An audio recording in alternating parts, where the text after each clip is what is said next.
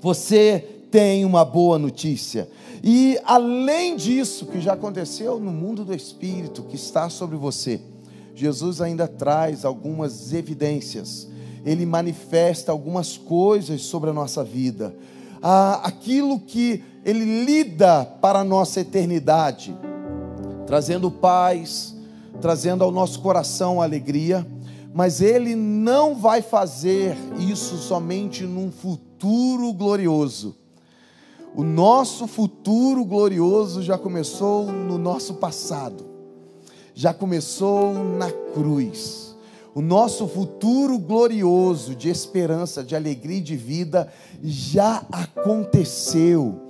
Nós já iniciamos aqui num relacionamento com Jesus, usufruir, nos beneficiarmos daquilo que Ele fez. E eu quero apenas apresentar aqui, quando o Evangelho chega até nós, quais são as coisas que acontecem em nossa vida, o que evidencia o Evangelho em nós. E o texto ali é bem claro, é só seguirmos as etapas. Ele diz assim: os cegos veem.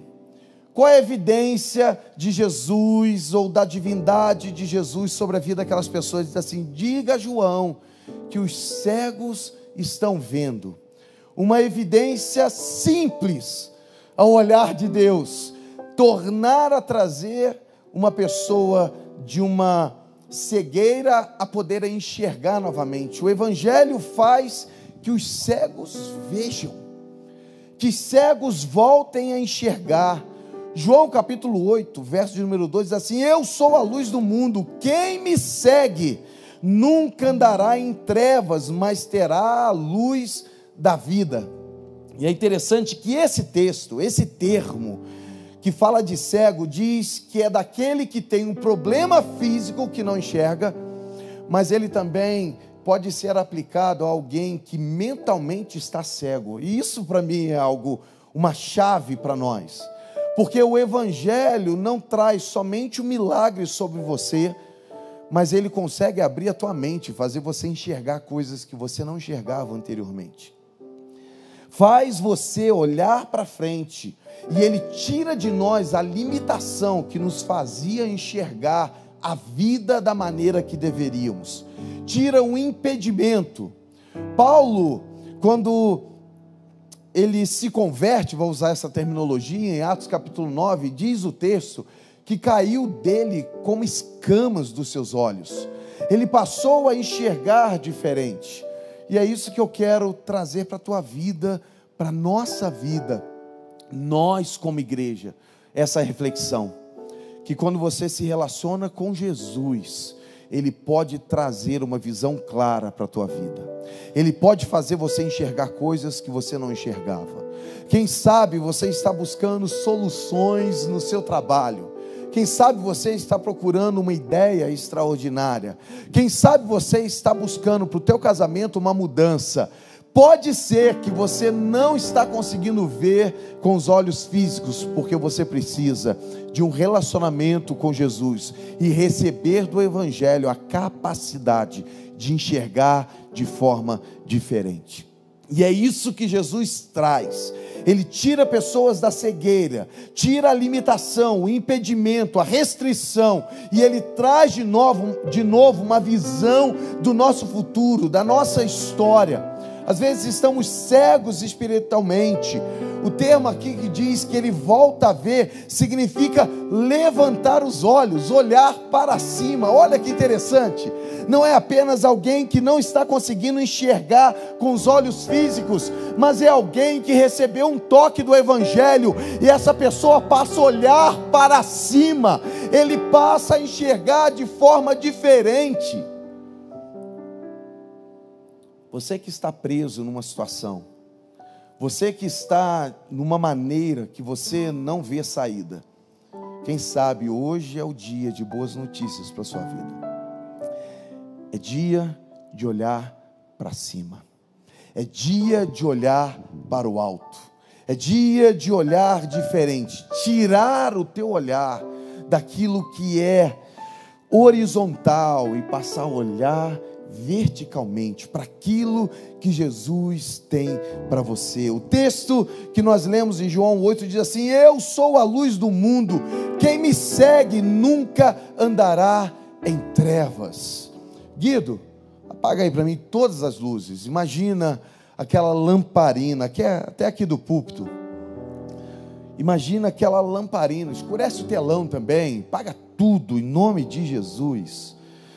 A Bíblia diz que a palavra de Jesus é como lâmpada para os nossos pés. Imagina pessoas que estão andando em meio a trevas, não conseguem ver um caminho, não conseguem enxergar as coisas, mas a palavra de Deus é como luz para os seus pés, onde ela pode caminhar e enxergar novamente aquilo que na realidade ela não conseguia ver inicialmente, porque a palavra de Deus ilumina o seu caminho. Ela consegue enxergar, porque os olhos que estavam fechados agora são iluminados pela palavra, iluminados pelo evangelho, iluminados para poder enxergar, porque não estão apenas olhando para essa terra, mas os seus olhos passaram a olhar para cima e enxergam não aquilo que o homem pode enxergar, mas passam a enxergar aquilo que Deus tem para essa pessoa. Aleluia! É o evangelho que nos faz enxergar novamente. Aleluia! Jesus, essa luz que nos ilumina, Cristo nos liberta da ignorância e nos dá a capacidade de enxergar novamente. Que abram-se os nossos olhos, que abram-se os teus olhos para enxergar novamente o que Jesus tem para você. O segundo ponto, o segundo termo que Jesus usa aqui, ele diz que o evangelho faz que os coxos andem. Os coxos andem. Aquele que tinha limitação de locomoção, agora estão andando. Ele estava falando de milagres, de pessoas que foram transformadas, tiveram as suas realidades transformadas, que tinham um impedimento em suas pernas, pessoas que estavam privadas de locomoção, um aleijado, mas o termo diz que ele passou a andar, e o texto diz que eles começaram a caminhar, que eles voltaram a andar, e a ideia de voltar a andar é caminhar, mas fazer o próprio caminho. Pessoas que receberam do Senhor a capacidade de fazer o próprio caminho. Pessoas que passaram a progredir. E ele usa a última aplicação, ele diz assim: pessoas que utilizaram, fizeram uso das oportunidades. Eu não sei como você entrou aqui hoje, mas quem sabe hoje você tem uma oportunidade. Hoje você tem uma oportunidade de voltar a andar. Quem sabe você está numa circunstância onde você está caminhando muito fisicamente, mas que você entende que tudo que você está fazendo é como um regresso, algo que está te prendendo. E o evangelho faz você andar novamente. O evangelho te dá a capacidade de te potencializar. Eu não sei se você já andou contra o vento. Quando você vai andando contra o vento, teve um dia que eu resolvi ir lá para a posse de bicicleta. O pessoal falou assim: que moleza, só descida, que maravilha.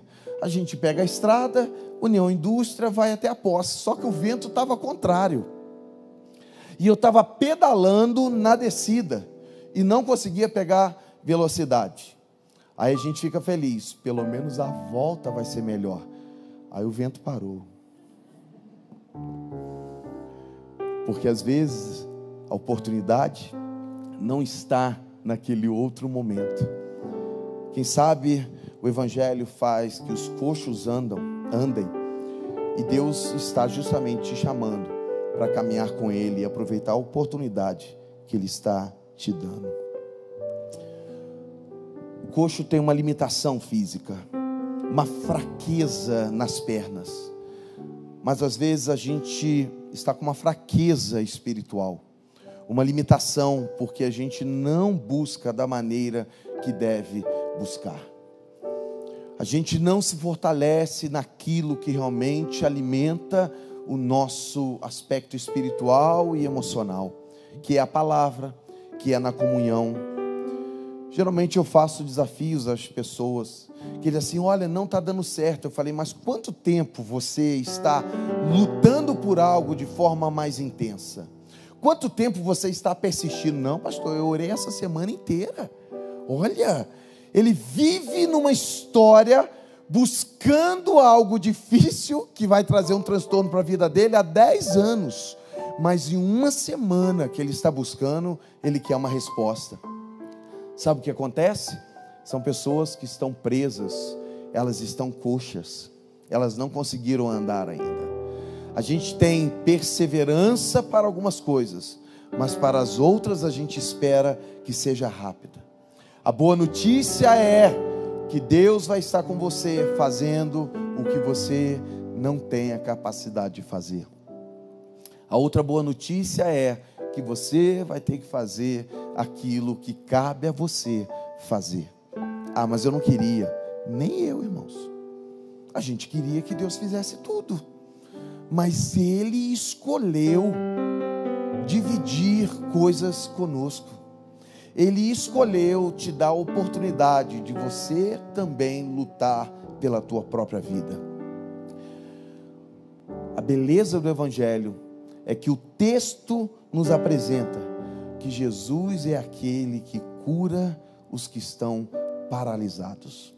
Ele é aquele que traz vida para aqueles que estão paralisados pela dúvida, pelo medo.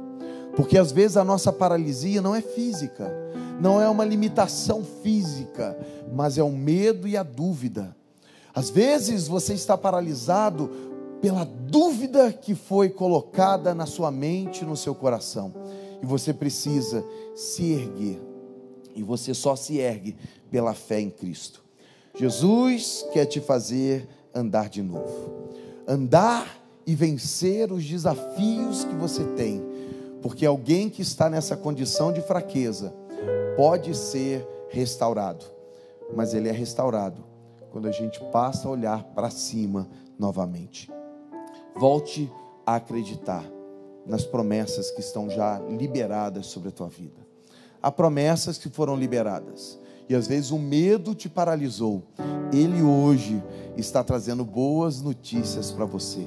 Aquilo que te paralisa, aquilo que te fazia coxo, é retirado pelo Evangelho de Jesus sobre a tua vida, sobre a tua casa, sobre a tua família. Em nome de Jesus, volte a andar, erga-te e caminhe segundo o propósito dele na tua vida, em nome de Jesus. O terceiro aspecto que Jesus destaca, ele mostra que leprosos foram purificados. O Evangelho faz que leprosos sejam purificados. 1 João, capítulo 1, verso 7, diz assim: se, porém, andarmos na luz como Ele está na luz, temos comunhão uns com os outros, e o sangue de Jesus, seu Filho, nos purifica de todo pecado. Por que eu li esse texto? Porque a lepra, na Bíblia também, ela tem uma figura de pecado. E o pecado também nos limita e nos paralisa. O pecado, ele pode ser, ou ele é prioritariamente contra Deus e contra pessoas. Porque geralmente quando você peca contra Deus e você peca contra pessoas. Às vezes essa pessoa é você mesmo. Às vezes você está defraudando a si mesmo.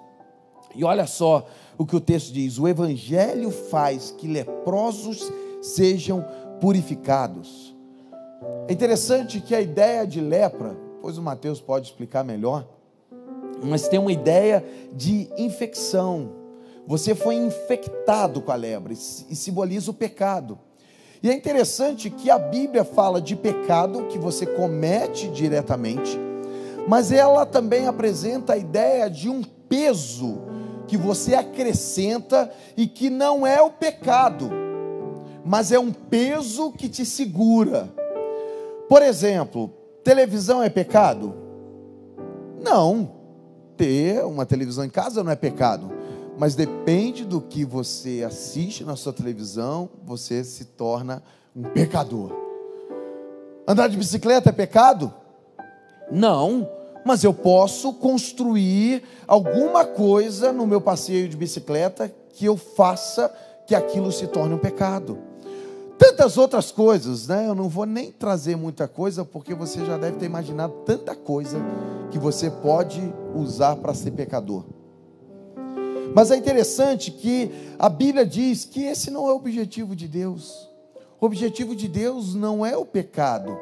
O objetivo de Deus é que a boa notícia que Ele já liberou sobre nós, traga sobre nós a cura, nos liberte do pecado. Pode ser que você está numa condição de alguém que está infectado e preso, e a Bíblia diz que todos nós estamos infectados, todos nós temos essa raiz, mas a boa notícia é que Jesus nos libertou da raiz do pecado. Ele nos deu uma vida nova, nós nascemos de novo, e Jesus curou leprosos. E para mim, uma das coisas tão interessantes do Evangelho é que Jesus tocava em leprosos. Aquilo que era uma condenação e impedimento da lei, o que Jesus faz ao tocar em leprosos, era não ser contaminado pela lepra, mas transferir a santidade. Você entende? Quando diz que o Evangelho traz para nós uma cura, você imagina a condição que você possa estar nessa noite. Pode ser que a gente se acuse, que a gente se sinta culpado, que você teve atitudes intencionais pelo pecado. Mas se você nesse momento se arrepende dele e se volta para Deus, você sai daqui branco como a neve, porque não há nada que você tenha demais dentro de uma área de pecado que não pode ser curado, perdoado pelo sangue de Jesus. O Evangelho traz cura e purificação para nós. A lepra representava aquilo que nos separa de Deus, mas a cruz teve um poder de nos unir a Cristo, e nada mais pode nos separar desse amor. Você entende isso? Você precisa compreender. Tem um texto de João, eu já citei e eu gosto de citá-lo, que diz que nós somos ovelhas do seu rebanho, e nada nem ninguém pode nos arrebatar das suas mãos. Você está em mãos poderosas que ninguém pode te arrebatar. Ser purificado é voltar à comunhão. Ser purificado é voltar à intimidade. Ser purificado é ter a boa notícia que Ele quer estar e viver contigo novamente. O quarto ponto que Jesus destaca é que o Evangelho faz que surdos ouçam. Quem tem ouvidos para ouvir, ouça. Surdos voltam a ouvir. E é interessante aqui que o termo surdo não é simplesmente alguém que não ouve. Ele diz que é alguém que é pesado, duro de língua, duro de ouvir. É como se você estivesse insensível a ouvir. Alguém que está insensível. E é interessante porque algumas coisas em nós, elas não começam de forma abrupta, elas começam com sinais. E a insensibilidade não é algo que chega de forma abrupta. A insensibilidade, às vezes, ela é gerada, ela é produzida, ela vem se desenvolvendo, ela começa a tornar algo calejado. Lembre-se, vocês mais antigos, não eu, mas o pessoal mais antigo, que tinha um ditado que brincava que ia colocar o irmão ou o filho ajoelhado no milho. Já ouviu essa história, pastor Tiago? Já, né? Nós. E é interessante porque na igreja também tinha uma cultura assim. Lá em Guajará-Mirim, só para não deixar de falar de Guajará-Mirim, né? Eu me lembro que tinha um irmão que eles chamavam, que era o irmão que tinha um joelho de camelo. Porque o camelo, ele costuma ajoelhar-se muito e cria-se uma casca no joelho. E antigamente, os irmãos da igreja, a gente tinha um costume de orar a maioria do tempo de joelhos. E quando a gente conhecia pessoas que tinham um joelho muito calejado, a gente interpretava que essa pessoa tinha uma intimidade muito grande com Deus, por causa do tempo que ela tinha de oração diante do Senhor. E aquele joelho se tornava insensível. Mas o motivo dele se tornar insensível era um bom motivo, porque era a história de uma vida de oração. Agora a gente tem algumas coisas que vão vindo até nós e que vão nos tornando insensíveis, mas de forma negativa. Eu vou falar isso mais baixo. Você sabia que quando você vem aqui na igreja, e você vem em vários cultos, que na realidade as coisas que a gente consegue oferecer no culto são as mesmas?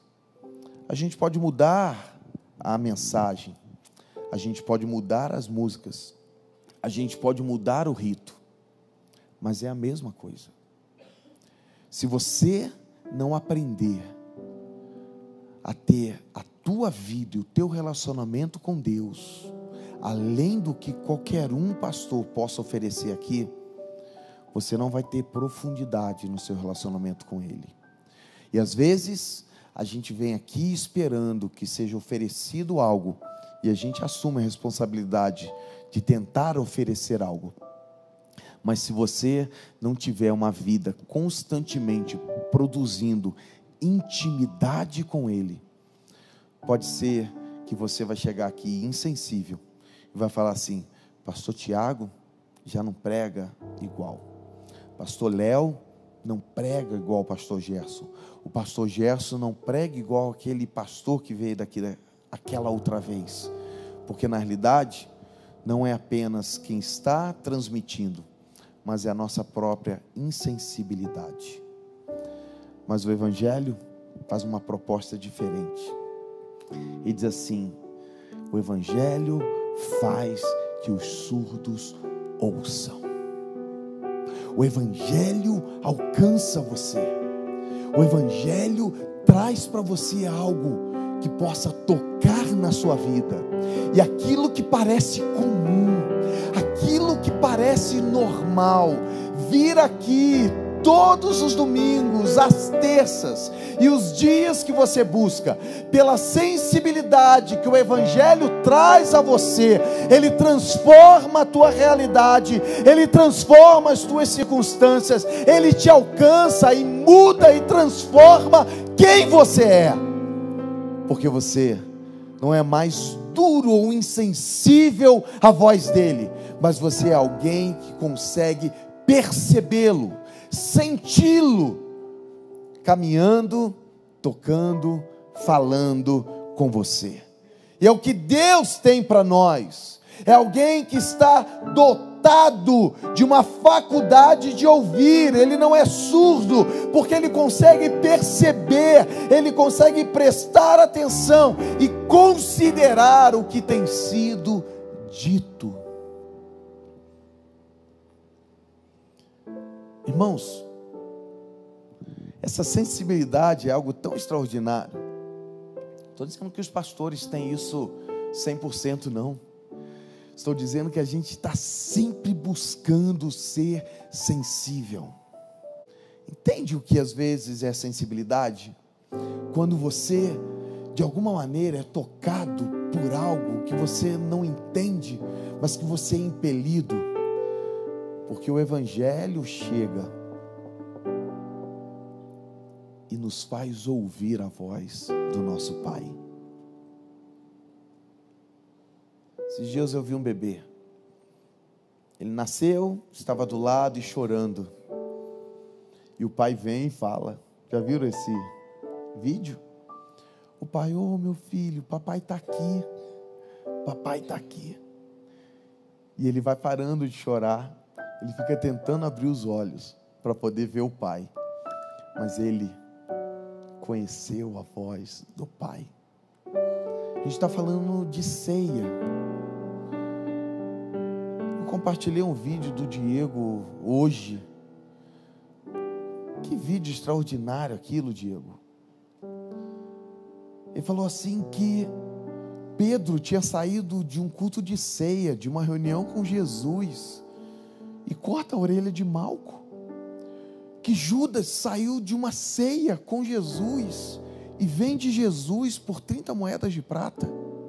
E ele vem citando várias pessoas que tinham acabado de sair como de um momento de oferta e fazem algo alarmante. E aonde o nosso coração vai parar se a gente não conseguir ter sensibilidade que o Evangelho traz aos nossos ouvidos da voz de Deus? Ouvir é ser sensível à voz de Deus e seguir a sua direção. Quinto ponto: o Evangelho faz que mortos ressuscitem. Eu sou a ressurreição e a vida. Quem crê em mim, ainda que morra, viverá. O morto é aquele que está destituído de vida, sem vida, inanimado. É aquele que não tem mais vigor. O morto é quem alcançou a plenitude, sabia? O morto alcançou o máximo que ele podia alcançar. Mas nós que estamos vivos, ainda podemos progredir mais. Mas quem morreu, chegou no ápice. Mas o Evangelho entende que nós podemos caminhar um pouco mais.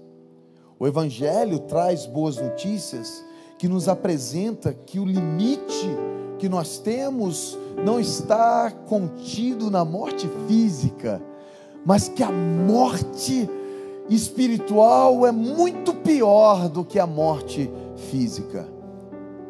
Eu não sei quanto tempo seja rápido demais para quando você fechar os olhos sobre a terra e os seus olhos se abrirão na eternidade. Já parou para imaginar que ao piscar os olhos da morte física, os seus olhos se abrirão na eternidade, enxergando o que é eterno, mas que isso vai acontecer de uma forma tão dramática para alguns que estão destituídos da vida espiritual por causa da morte do relacionamento com Deus? Jesus não apenas ressuscitou fisicamente, mas também ressuscita aqueles que estão mortos espiritualmente. A morte aqui pode representar a desesperança, a morte dos sonhos, a desesperança com o futuro, a desesperança do teu casamento, a desesperança da tua espiritualidade, a desesperança dos teus relacionamentos de amizade. Mas Jesus é aquele que traz de volta tudo isso, é aquele que pode restaurar todas as coisas, é aquele que tem poder para renovar e transformar. É ter a vida de Deus e um propósito restaurado e renovado. O sexto ponto: o Evangelho faz que desamparados tenham boas notícias. O Evangelho faz que pessoas sem esperança tenham boas notícias. Já se sentiu sem esperança? Pobre não no sentido de não ter recurso financeiro, Mas quando você está sem esperança, pobre de alegria, limitado de recursos para a vida, o interessante é que o termo aqui é esse mesmo, reduzido à pobreza, alguém que precisa pedir esmola, destituído de posição, mas também o texto diz que é alguém destituído de honra. Entende o que é estar destituído, não apenas de posse financeira, mas de honra? Quando você não tem mais dignidade, quando você não consegue mais ter a própria honra diante de circunstâncias. Mas ele diz que pessoas nessa condição, e às vezes estamos vivendo assim, quando pessoas nos humilharam e nos colocaram sem honra, ele diz que o evangelho é que traz boas notícias, que as boas novas chegam até nós, porque não é mais a tua própria honra humana, é mais quando o nosso Deus agora vai nos honrar, que vai nos erguer, que vai trazer o que é dele.